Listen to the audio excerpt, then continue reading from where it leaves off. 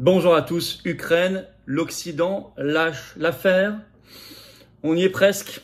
Si vous avez suivi les vidéos, vous avez vu la montée en puissance de ce phénomène, c'est-à-dire avec la Pologne récemment qui se met en recul par rapport au soutien au régime de Zelensky, donc il laisse une chance à la paix. Mais cette fois, on est sur du très très dur avec les États-Unis et je vais vous parler des révélations chocs faites par le journaliste d'investigation qui est lauréat du prix Pulitzer, je vous le rappelle, Seymour Hersh, journaliste américain, sur cette guerre. Fini peut-être le spectacle sanglant Zelensky, Totano-Zelenskiste, mais attention, vous savez qu'il y a des faucons, il y a des fous qui veulent la guerre dans ce clan-là, donc il ne faut pas crier victoire trop tôt. En tout cas, c'est bien dans la lignée de la dynamique que nous avons mis en valeur et en exergue ces derniers mois dans les vidéos. Reportez-vous si vous ne l'avez pas vu à ces vidéos, si vous ne les avez pas vues, et on peut laisser la place peut-être à la paix, et la France doit jouer un rôle. Et la France, vous allez voir aussi, commence à bouger. Écoutez, on ne peut que s'en réjouir. Il faut aller beaucoup plus vite. Alors, c'est pour ça qu'on veut se réunir très nombreux, notamment pour la sortie de l'OTAN, donc la paix, et la sortie de l'Union européenne, vu tous les enjeux actuels liés à ces organisations mondialistes supranationales. On se réunit samedi 7 octobre, ça y est, rendez-vous Paris, 14h, place du Palais Royal. Venez très nombreux, cortège national, drapeau français bien sûr, et puis c'est ouvert à tout le monde, adhérents comme non adhérents. Soyez là, Palais Royal, samedi 7 octobre, rendez-vous 14h, ça va être gigantesque pour le Frexit et la sortie de l'OTAN. Le 12 octobre, jeudi, je commence mon tour de France de la liberté, c'est le soir, grande réunion publique à Fréjus, quartier Saint-Égulphe, salle Charles-Denis, 19h, c'est juste 5 € l'entrée, en plus on vous offre, après il y a le dédicace, comme en manif d'ailleurs, on vous offre un verre de l'amitié. Ça va être extraordinaire, il faut juste s'inscrire pour Fréjus, il y a un petit lien, un petit formulaire sous la vidéo en description, c'est bien mieux de s'inscrire et d'inscrire toutes les personnes qui viendront avec vous si vous avez prévu de venir, et ça va être extraordinaire. Donnez de la force si vous voulez bien à cette vidéo, donnez-lui une chance de se diffuser au maximum en vous abonnant à cette chaîne YouTube, vous cliquez sur s'abonner en dessous, c'est un clic, c'est gratuit, vous le savez. Vérifiez que YouTube vous a pas désabonné, réabonnez-vous s'il vous plaît le cas échéant. Vous êtes un ancien, un nouveau sur la chaîne, bienvenue, bravo, merci vraiment du fond du cœur, mais abonnez-vous si vous voulez bien, ça va tellement aider au référencement des vidéos, et donc on va toucher de nouvelles personnes, c'est quand même le but de tout ce travail avec vous. Voilà, merci à vous. Je vous attends aux patriotes. Voilà, j'ai vraiment envie qu'on soit dans le combat, ce combat pour la paix, on va beaucoup en parler aujourd'hui dans la vidéo, ce combat pour la liberté, notre souveraineté et dignité de peuple, nous libérer de cette oligarchie insupportable, infâme, offrir un avenir à nos enfants, nos petits-enfants, respecter nos aïeux tombés pour nous battre pour quelque chose qui nous dépasse, le beau, le vrai, le juste, quelque chose de libre, de souverain. Voilà, c'est ça les patriotes, c'est un mouvement anti-oligarchique de résistance, vous l'avez compris. On n'a pas les millions du système, on n'a pas les copains oligarques, grands banquiers, grands journalistes, non, mais on a la foi. Et on est nombreux, très nombreux. Venez. Adhérer, réadhérer, c'est le premier lien sous la vidéo en description. C'est un lien également en commentaire épinglé, une petite fiche maintenant sur l'écran et dans les dernières secondes de la vidéo, je vous remettrai le lien sur l'écran. Faire un don de soutien au mouvement, c'est le deuxième lien sous la vidéo en description. Ça permet de faire plus d'affiches, plus de tracts, plus de manifs, plus d'opérations coup de poing, plus de tout, parce qu'on n'a pas les millions du système encore une fois. Le don, l'adhésion, la réadhésion vous permettent de baisser vos impôts. C'est les 2/3 de défiscalisation. C'est une baisse concrète, massive de vos impôts. Vous mettez, je sais pas, 100 € adhésion, réadhésion, donc vous récupérez en baisse d'impôts 67. 3000, c'est 2000. Vous voyez, si vous mettez 10, c'est presque 7 €. Profitez-en. Voilà. Bravo aux donateurs, aux réadhérents, bienvenue aux nouveaux adhérents patriotes. Alors, Ukraine, l'Occident lâcherait-il l'affaire? Il s'est passé des choses en cascade là ces dernières heures, ces derniers jours, même en France. Je vais vous expliquer. Je ne veux pas être trop optimiste trop rapidement parce que, attention, je connais la folie des faucons et des néoconservateurs qui sont là. Bien sûr, je connais le rôle désastreux de l'OTAN qu'il faut quitter. Mais quand même, et je vais vous parler dans quelques minutes des révélations chocs du journaliste d'investigation américain Seymour Hersh, celui qui avait révélé que les gazoducs Nord Stream avaient été sabotés, notamment par les États-Unis. Alors, d'abord, à l'extérieur, de nouveaux pays lâchent l'affaire, et vous allez voir notamment un très gros morceau, tout simplement les États-Unis. Vous avez vu dans mes dernières vidéos que la Pologne lâchait l'affaire, en annonçant qu'il n'y a plus du tout de transfert d'armes, plus rien. L'Allemagne, dans les faits, je vous l'ai expliqué, n'a plus envoyé une arme depuis des mois et des mois. Cette fois, les États-Unis. Alors, il y aura sûrement des rebondissements parce que pour l'instant, c'est assez ponctuel. Mais Le Monde, 1er octobre, le titre, article du Monde. Aux États-Unis, l'aide à l'Ukraine fait les frais d'un accord in extremis au Congrès sur son financement. En effet, le 30 septembre, c'est tout récent, aux États-Unis, la Chambre des représentants a adopté et transmis au Sénat américain un texte annonçant assurant le financement de l'État fédéral américain pour 45 jours de plus. Donc, on va se retrouver le 15 novembre. On verra. Mais là, ils ont alloué 16 milliards de dollars, mais pour financer l'État fédéral américain, les administrations américaines, ça. Mais dans cet accord, il est écrit, par contre, on arrête pour l'Ukraine, pour le régime de Zelensky. Je vais vous lire exactement un extrait de cet article du Monde. Alors, vous allez voir, le Monde est atterré. Vous allez voir, il y a un champ sémantique du journaliste qui juge très négativement ça, évidemment. En revanche, et c'est là un enseignement glaçant, écrit Le Monde, pour Kiev et les capitales européennes, la pression de la base républicaine a conduit à l'abandon pur et simple de toute nouvelle enveloppe d'aide pour l'Ukraine. Après de nouvelles palabres, par 88 voix à 9, le Sénat a confirmé le compromis dans la soirée. 9 jours plus tôt, le président Zelensky avait pourtant passé une matinée au Capitole avec des représentants et des sénateurs des deux bords pour plaider en faveur d'une intensification de l'aide en pleine contre-offensive au nom même des intérêts stratégiques américains. Mais le poids d'une minorité extrémiste et isolationniste au sein du Parti républicain misant sur une lassitude croissante dans l'opinion publique face à la guerre a compromis l'union bipartisane exprimée depuis le début du conflit. Le Monde est atterré, parce qu'en effet, la Maison-Blanche avait promis en août 24 milliards de dollars, c'était Biden, dont 13 d'aide militaire.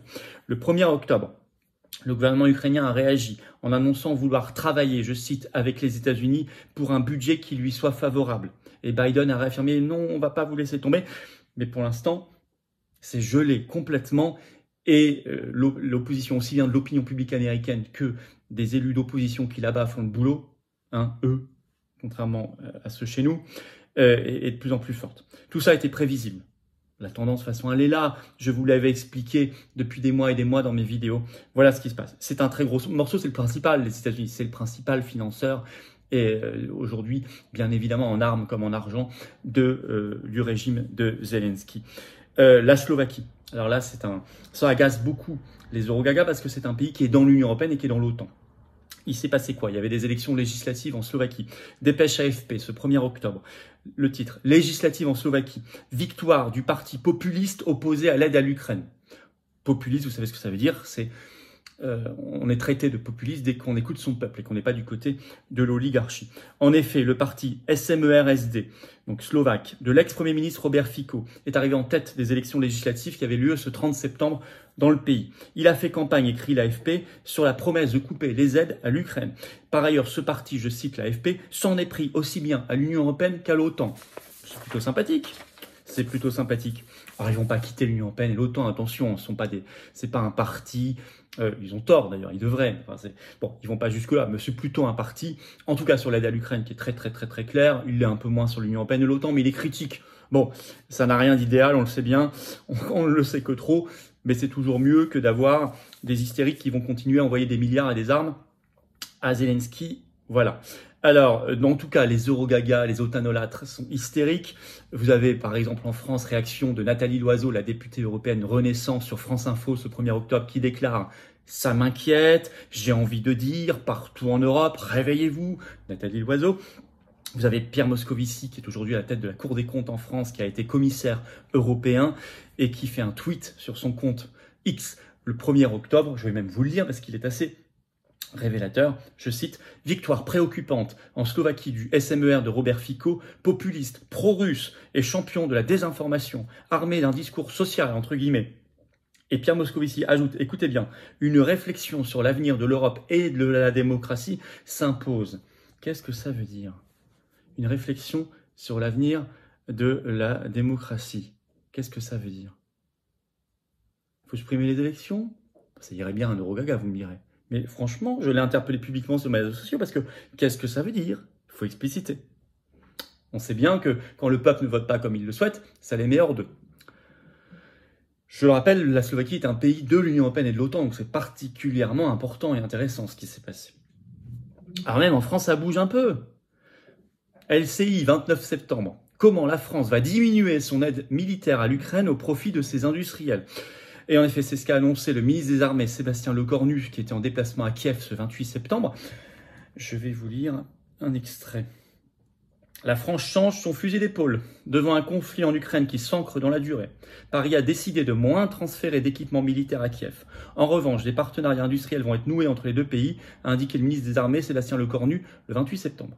En déplacement à Kiev, ce dernier a dévoilé les contours de cette alliance. On le sait, cette guerre va durer. Comme elle va durer, il faut faire en sorte que demain on continue d'être fiable dans notre aide à l'Ukraine, a affirmé d'emblée le ministre, avant de préciser, petit à petit, on va aller vers une logique où la cession ne sera plus le principe mais l'exception.